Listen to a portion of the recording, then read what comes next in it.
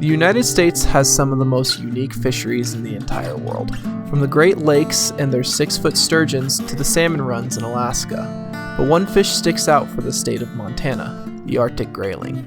The Arctic Grayling, or Thyomus arcticus montanus, are part of the salmon family and are native to North America.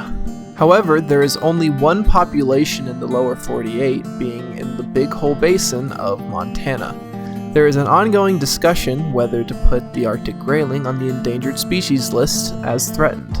With this, a group called the CCAA, which is made up of private entities that are collaborating together with the state government to get the species back on track to a sustainable population. Two of the biggest organizations involved in the matter are the FWP and CCAA, who I mentioned. The FWP is the main government organization working on the projects to manage the grayling fisheries. They're working with landowners and NGOs to develop management plans and coordinating ongoing research projects. The FWP is tasked with maintaining grayling populations with the express purpose of preserving the ecology of the fisheries. The CCAA, or Candidate Conservation Agreement with Assurance, is a, and I quote, volunteer agreement that provides incentives for non-federal landowners to conserve candidate and other unlisted species likely to become candidates in the future. For the length of the agreement, landowners agree to undertake specific activities that address the identified threats to the target species. A range of conservation measures may qualify.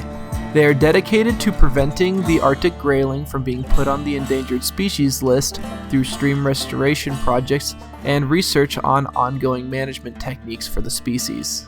They are doing this to maintain management rights over their streams and other bodies of water, due to the fact that if the species is listed, the federal government takes over management and imposes much stricter regulations on the landowners and the state government. Some of the biggest issues when it comes to Arctic grayling management is the amount of water in the streams and the amount of O2 in the water, both of which need to be managed with farming in the area being the number one use of water, and the fertilizer from the fields can cause algae blooms which lower the O2 levels. The FWP is working with farmers and NGOs to measure O2 levels and to analyze genetic data of the fish to better help management. Also, their competition with brook and brown trout shows a concern because of the competitiveness of those species in the same environment, with brook and brown trout being highly competitive.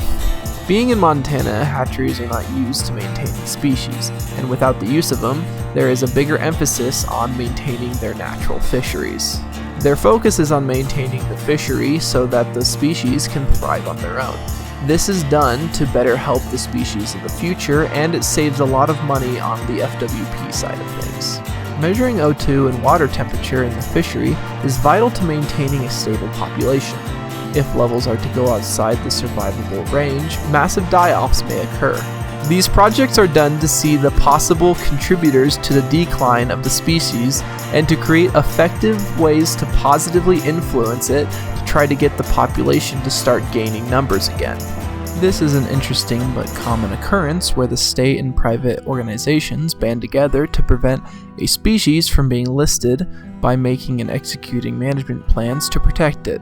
This is done because when a species is listed, the federal government takes over management and has much harsher regulations, so it's beneficial for both parties to manage the species together. After all this, has there been any positive progress made? That is an excellent question, but a difficult one to answer. Fish aren't managed like wildlife are. Numbers don't show the whole picture, and there's a lot of subjectivity to the matter. But overall, is the fishery increasing? Most reports say no, but the FWP says the populations are maintaining and have a high genetic variability, which is promising to their recovery. What does this mean for the future of the Arctic grayling? The answer I have is, I don't really know. With the ever-changing environment and the complex biology of the species, there's no saying if they'll ever recover. What the CCAA and the state are doing, there is promise for the future of the fishery, and their efforts are not in vain, with the FWP seeing positive incline in fishery rehabilitation. and the CCAA is a huge help to pushing the grayling population into a smaller yet healthier population, which can eventually lead to its recovery. The next question we should be asking is how long till we see this rehabilitation, and what still needs to be done to catalyze this process. And with that, I thank you for watching this video, and I thank you for giving me your time.